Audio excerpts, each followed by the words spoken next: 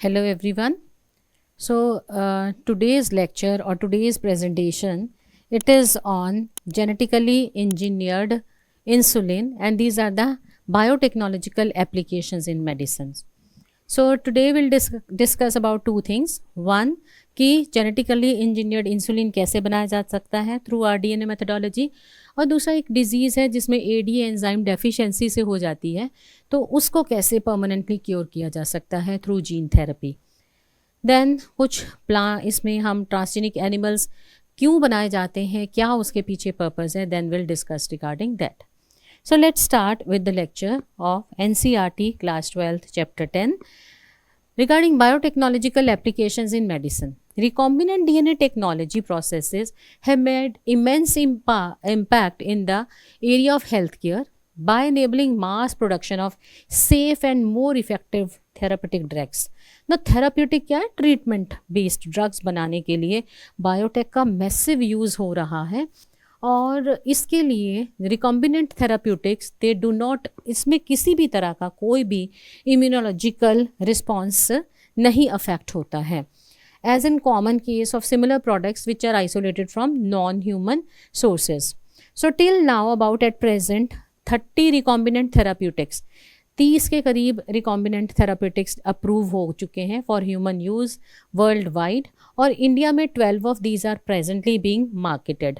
तो उसमें इंसुलिन भी, क्योंकि आपको पता है कि to meet the annual demand of one diabetic person, more than hundreds of cows and pigs, they are being slaughtered, and then their pancreas is extracted out, and from that insulin is taken, and from that insulin drugs and vaccines they are being created, they are made, and उससे treatment होता था. लेकिन आप ये जानो, जैसे ही researchers को पता चला कि ई कोलाई एक छोटा सा बैक्टीरिया है, उसके अंदर इंसुलिन जीन है, और उससे हम मल्टीपल कॉपीज़ ऑफ क्लोनिंग करके आरडीएनए टेक्नोलॉजी से उस इंसुलिन जीन को बना सकते हैं, और उससे आगे डाउनस्ट्रीम प्रोसेसिंग से या बायो प्रोसेस इंजीनियरिंग से हमें लार्ज स्केल प्रोडक्शन मिल रहा है उस इंसुलिन का, और आज की डेट में रिकॉम्बिनेंट इंसुलिन ही बन रहा है. तो ये एक ह्यूमन काइंड के लिए, मैन काइंड के लिए कितनी बड़ी अचीवमेंट है, जिसमें हमें इनोसेंट काउज और पिग्स को मारना नहीं पड़ता है, क्योंकि हमें अपने जीने के लिए उनका जीवन लेना पड़ता था.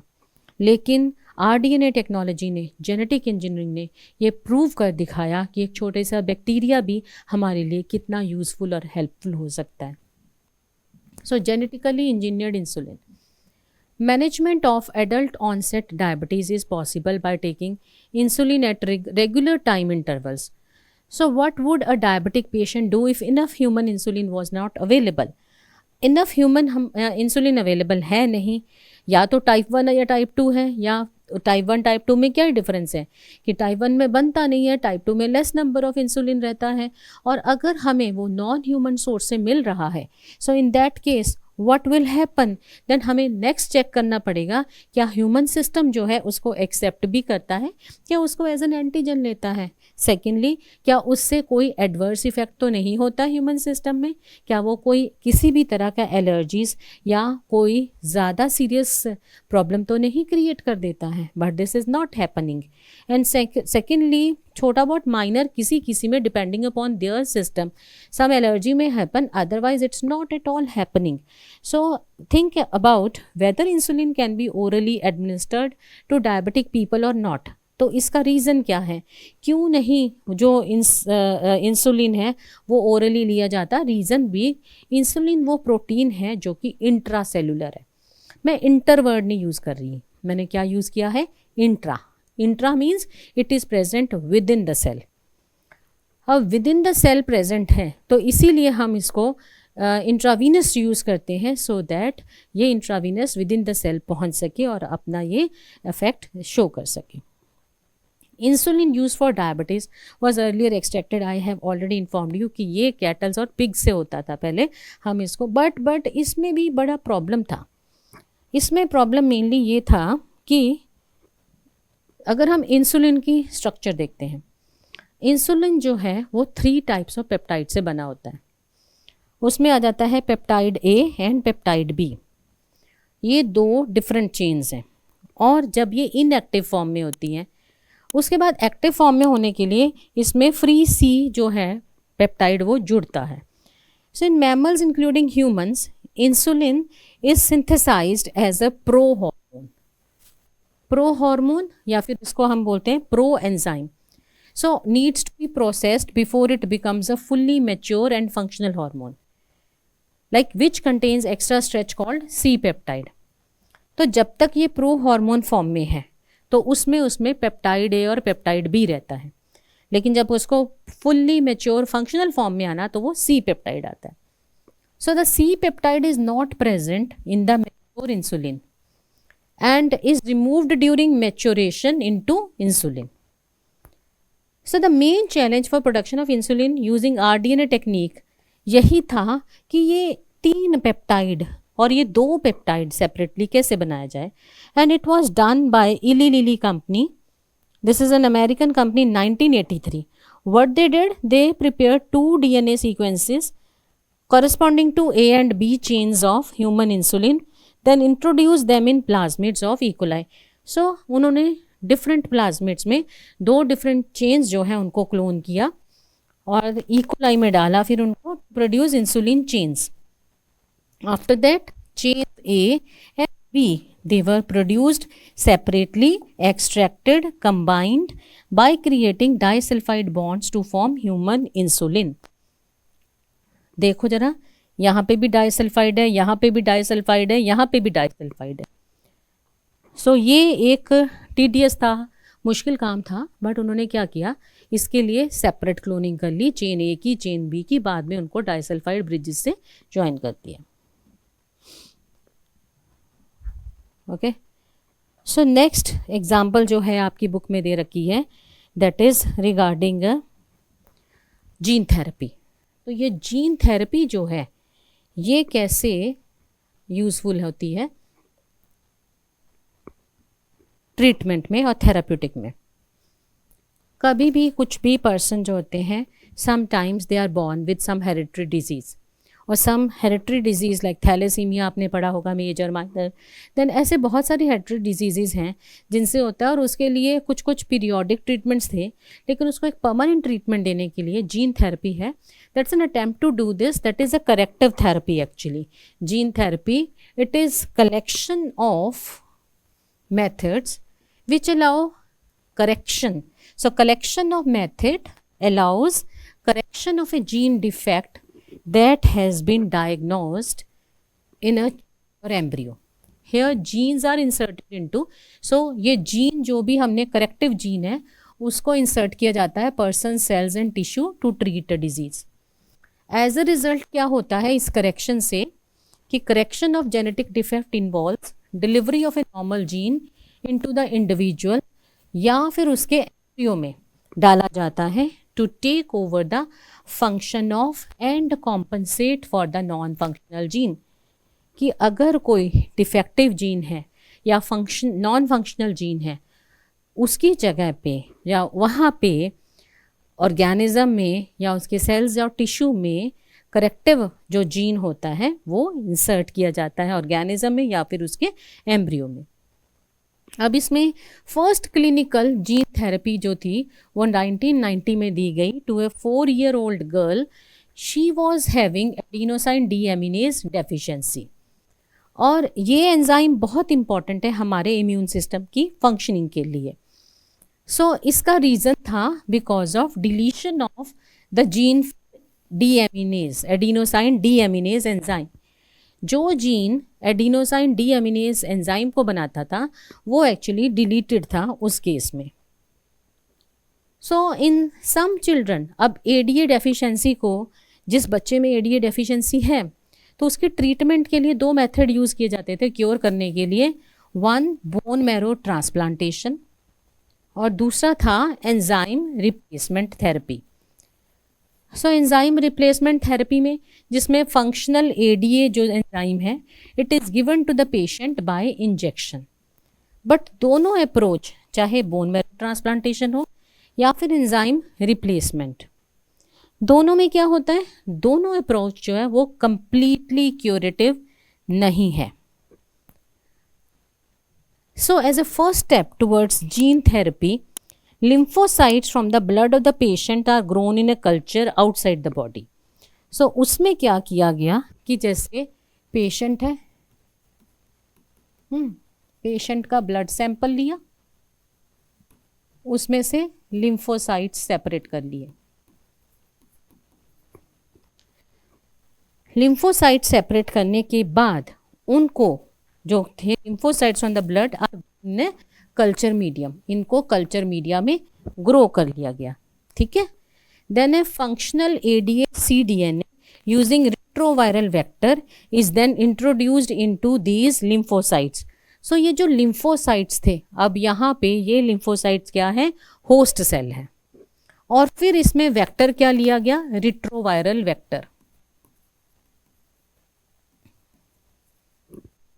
रेट्रोवायरल वेक्टर इसलिए लिया क्योंकि उसके अंदर mRNA है और वो mRNA cDNA बनाता है। DNA के कंपैरेटिवली cDNA ज़्यादा अच्छा है यूकैरियोटिक सिस्टम में, क्योंकि इसमें क्या है, इंट्रॉन्स को रिमूव नहीं तो करना पड़ता। अब cDNA में इंट्रॉन्स हो, cDNA जो है mRNA से बन रहे हैं, उसके अंदर इंट्रॉन्स होते ही नहीं है, इसीलिए cDNA जो होता है, जब भी कोई भी हम रिकॉम्बिनेंट एक्सपेरिमेंट करते हैं, it is better than DNA। Okay, तो अब क्या किया उन्होंने कि ADA जो था, functional ADA cDNA using a retroviral vector is then introduce. So retroviral vector जो लिया था, इसके अंदर cDNA यूज किया उन्होंने, किसका, ADA जीन का, और इसका होस्ट सेल था लिम्फोसाइट्स। लिम्फोसाइट्स में इसको डालने के बाद फिर उन्होंने क्या देखा, subsequently this was then returned to the patient, इसको फिर पेशेंट के बॉडी में डाल दिया।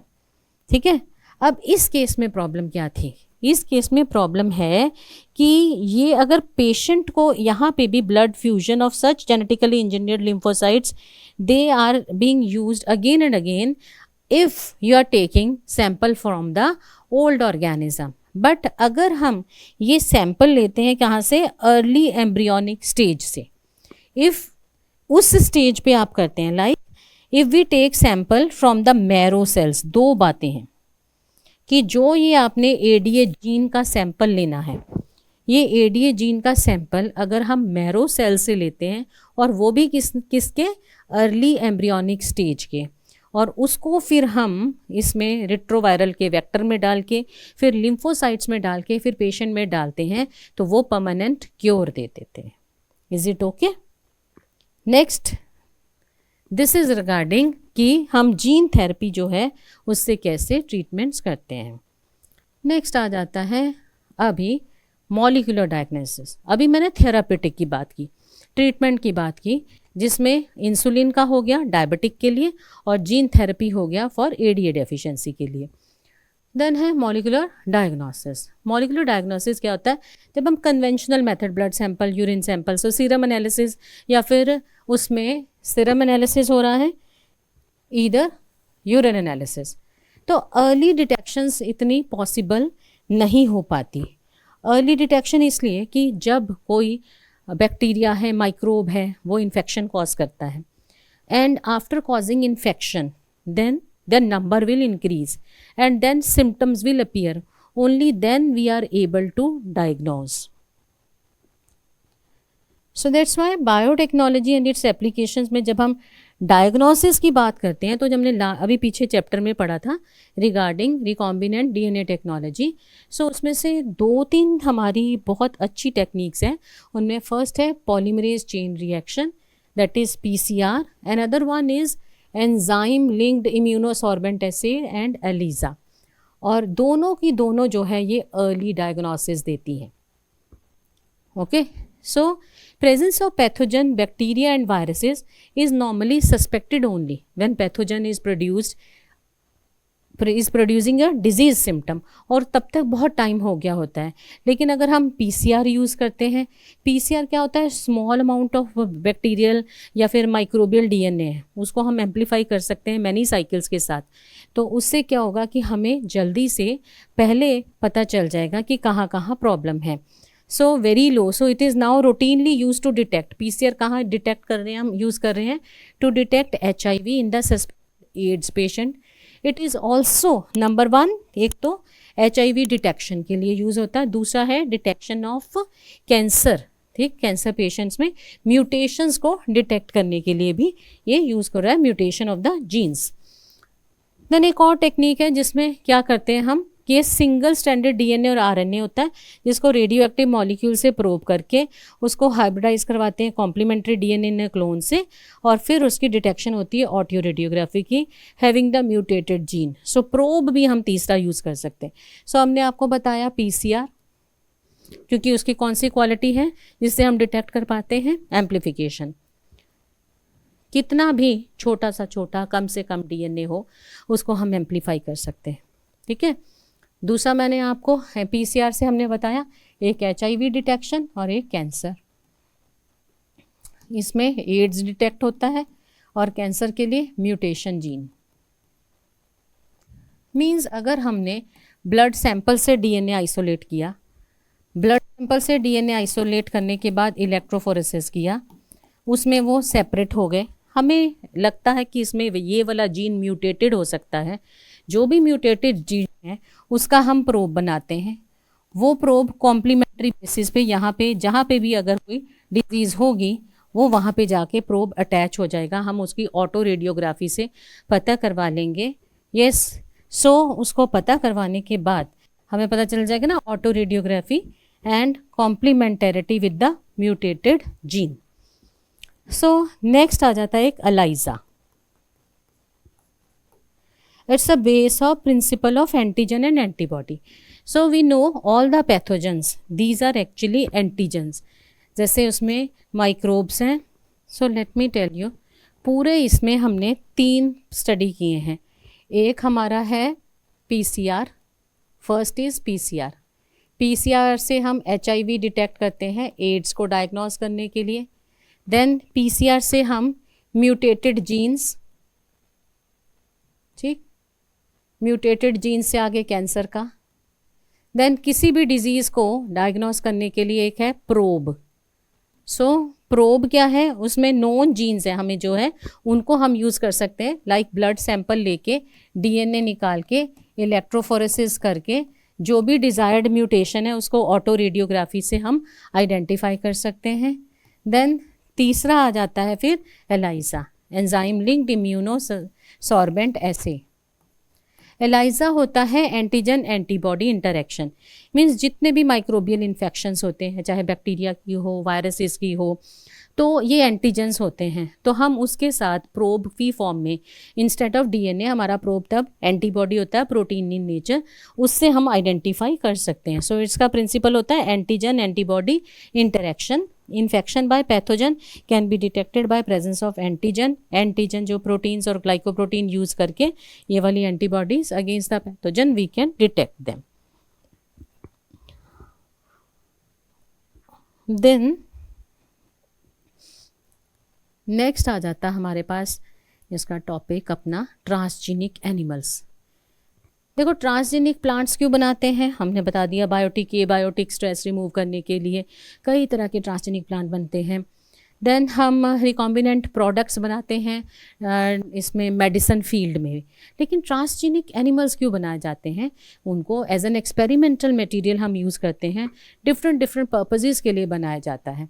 सो animals that had their DNA manipulated to possess and express an extra foreign gene known as transgenic animals.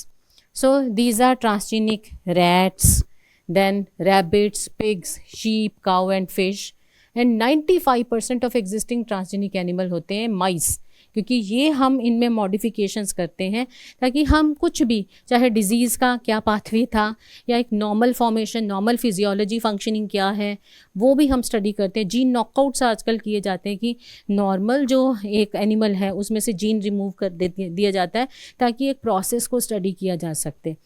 Though ethically it's not correct, but still, because to save human being, experimentation at the first level, research is being done on the animals only. The first is normal physiology and development. Transgenic animals can be specifically designed to allow the study of how genes are regulated and how they affect the normal function of the body, कैसे उसका development होता है। जैसे example में आ जाता है insulin like growth factor, तो हम जीन्स जो है स्पीशीज़ में डाल के इन फैक्टर्स को स्टडी करते हैं, उनके बायोलॉजिकल इफेक्ट्स को और biological role of the factors. So उनका नॉर्मल बायोलॉजिकल फंक्शनिंग क्या है, बायोलॉजिकल रोल क्या है, we are studying. Similarly study of disease, अब डिजीज़ को देखने के लिए how genes they contribute to development of the disease. So specifically उसके लिए मॉडल्स बनाए जाते हैं ह्यूमन जीन्स के, और ट्रांसजेनिक मॉडल्स जो यूज़ किए जा रहे हैं to study about various human diseases like cancer, cystic fibrosis, rheumatoid arthritis and Alzheimer kind diseases. Then third आ जाता है बायोलॉजिकल प्रोडक्ट्स। अब हम ट्रांसजेनिक एनिमल्स बनाते हैं, बायोलॉजिकल प्रोडक्ट्स जो हैं, medicines they are required to treat certain human diseases can contain biological products, but such products they are expensive to make. So transgenic these animals that produce useful biological products can be created by introduction of a gene or DNA. So इसमें जैसे एक है human protein बनाया गया है alpha 1 antitrypsin, और ये किस लिए होता है, टू ट्रीट एम्फिस्मा, ये रेस्पिरेटरी डिसऑर्डर है। दूसरा आ जाता है, एग्जाम्पल दिया आपको, for the treatment of phenylketonuria and fibrosis. Then third है 1997 में first transgenic cow that is Rosie was produced, जो कि ह्यूमन प्रोटीन रिच मिल्क है 2.4 ग्राम पर लीटर, और इसके अंदर होता है ह्यूमन अल्फा लेक्ट एल्बमिन। तो ये न्यूट्रिशनली मोर बैलेंस्ड है ह्यूमन बेबीज़ के लिए then natural cow milk.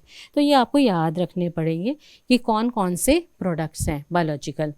Then vaccine safety सबको पता है, जब हमारा कोरोना टाइम पे कोविशील्ड है, कोवैक्सीन है, स्पुतनिक है, ये सब बनाए गए, कोई RNA बेस्ड है, कोई DNA बेस्ड है, तो इसकी पहले टेस्टिंग एनिमल सिस्टम पे होती है, फिर हम इसका वॉलंटियर्स पे करते हैं। सो इसका एक बायो सेफ्टी मेथडोलॉजी होता है। So transgenic mice are being developed for use in testing the safety of vaccines before they are used on humans. So transgenic mice are being used to test the safety of like polio vaccine. Similarly, other vaccines also, they could replace the use of monkeys. Then chemical safety testing. अब chemicals हमारी life में हर जगह use होते हैं। पहले तो mosquito repellent ही है, और भी कई तरह के स्प्रेज होते हैं, केमिकल्स होते हैं, इवन ईथर्स एंड ऑल, ये सब होते हैं। बट हर केमिकल का एक नो इफेक्ट लेवल होता है, मतलब वो अगर ह्यूमन सिस्टम पे अफेक्ट करेगा तो after 100 year 150 year mutations and all ये कॉज करता है। तो उस केमिकल सेफ्टी को टेस्ट करने के लिए, उसकी टॉक्सिसिटी लेवल टेस्ट करने के लिए भी, टॉक्सिसिटी सेफ्टी टेस्टिंग के लिए भी हम क्या करते हैं, transgenic animals they are made to check to make them more sensitive to toxic substances than non-transgenic animals.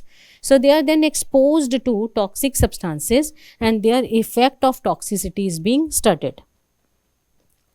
तो अब हमारा बचा है एक लास्ट टॉपिक है, और ये बहुत इंपॉर्टेंट है, that is actually ethical issues. देखो हमने इतनी सारी बातें की, बट हम क्या कर रहे हैं, कहीं हम एनिमल सिस्टम में चेंजेस कर रहे हैं, कहीं हम माइक्रोबियल सिस्टम में चेंजेस कर रहे हैं, कहीं हम ह्यूमन की जीन थेरेपी कर रहे हैं, कहीं हम प्लांट्स में चेंजेस कर रहे हैं। Actually everything that we are doing in the living system, it is against the nature on one thing, but in favour of nature क्या है कि हम फिर भी, हमें ह्यूमैनिटी को सेव करके रखना है। तो जैसे मेडिसिन्स होती हैं, it's just like that only, but इसमें एथिकल इश्यूज़ आ जाते हैं। कुछ एथिकल इश्यूज़ में क्या है कि जब भी हम जेनेटिकल चेंज करते हैं, ह्यूमन रेस के लिए करते हैं, तो there should be certain regulations. जैसे बोला कि कोई लोग इसको as a biological weapon use करते हैं, कोई लोग क्या करते हैं कि against the some of their beliefs also है ना, ह्यूमैनिटी बिलीव्स है कि हमने कोई एनिमल जीन प्लांट सिस्टम में डाल दिया तो वो वेजिटेरियन से नॉन वेजिटेरियन हो गया। So such kind of many things are there. हमने एक कंट्री है जो उसका इंडिजिनस वेराइटीज़ ग्रो कर रही है, तो कोई और जो है उसकी वेराइटीज़ को लेके उसमें चेंजेस करके उसको अपनी वेराइटी का नाम दे रहा है। So such kind of problems are there. So going beyond the morality of such issues, genetic modifications of organisms, they can be unpredictable. So इसीलिए इंडियन गवर्नमेंट ने सेट किया है GEAC, GEAC is Genetic Engineering Approval Committee, which make decisions regarding validity of genetically modified research and safety of introducing GM organisms for public services. So the modification and usage of living organism for public services as food and medicine sources, for example, has been created problems with patent granting. So there is growing public anger and that certain companies are being granted patents. और उसमें biological resources कहाँ से है, जैसे एक example आपकी book में ही दे रखी है, दैट इज रिगार्डिंग राइस। कि जो राइस है, राइस एक इम्पॉर्टेंट फूड ग्रेन है and which goes back thousands of years in Asia's agriculture history. And अगर हम देखें, we are using around 2 lakh varieties of the rice in India alone, और उसमें एक मेन बासमती राइस है और वो अपने अरोमा और फ्लेवर के लिए फेमस है, और उसकी भी कितनी है 27 documented varieties of basmati are grown in India.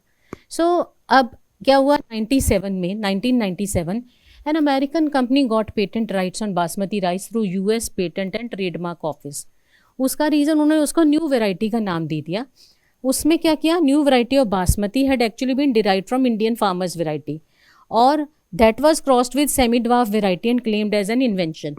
कि उन्होंने इंडिया से कोई भी बासमती वेराइटी ली और उस वेराइटी को अपनी सेमी ड्वार्फ वेराइटी के साथ क्रॉस कर दिया, हाइब्रिडाइज कर दिया, और उसको न्यू इन्वेंशन बोल दिया। ठीक है, जबकि वो हमारी इंडिजिनस वेराइटी है। ऐसे ही इंडिया में बहुत सारी ट्रेडिशनल हर्बल मेडिसिन है, टर्मरिक है, नीम है और टैमरिंड है, उसमें तुलसी है। तो ये सारी हमारी ट्रेडिशनल प्लांट्स हैं, हमारी प्लांट स्पीशीज़ है। तो उसको चेक करने, इसके लिए उसको चेक करने को या इस प्रोसेस को कहा जाता है biopiracy. Yes, so what is biopiracy? Biopiracy पे भी एक क्वेश्चन आ जाता है कई बार हमें, या उसके बारे में। It's a term use to refer to use of bio resources by multinational companies and other organisations without proper authorisation from the countries and people concerned without compensatory payment. 2 चीज़ें हैं, ना तो तुमने कंपनी से उसकी परमिशन ली है use करने की, और ना ही उसकी कॉम्पनसेटरी पेमेंट की है। इसीलिए Indian parliament has recently cleared Second Amendment of Indian Patent Bill that takes such issues into consideration, including patent terms of emergency provisions, research and development initiatives. Okay. So finally, हमारे ये दोनों chapter जो biotech से related थे कि कैसे RDNA और genetic engineering होती है और कैसे इनकी एप्लीकेशंस हैं, हमने थरली पढ़ा है। आप इसको थरली लर्न करें, और कमिंग टाइम में जनवरी में हम इसके साथ जो भी इससे रिलेटेड हार्ड से हार्ड या डिफरेंट लेवल्स के क्वेश्चंस जो हैं will resolve also, will have our live classes जहाँ पे आपको अपनी जो प्रॉब्लम्स हैं you can share with us. और भी अगर आप किसी भी तरह का इंफॉर्मेशन चाहते हैं then you can convey us. So till now it's okay or bye from my side, but again आपसे एक request है, one, spread this information, spread this knowledge and subscribe this channel, and because it is only and only based on concept. Thank you.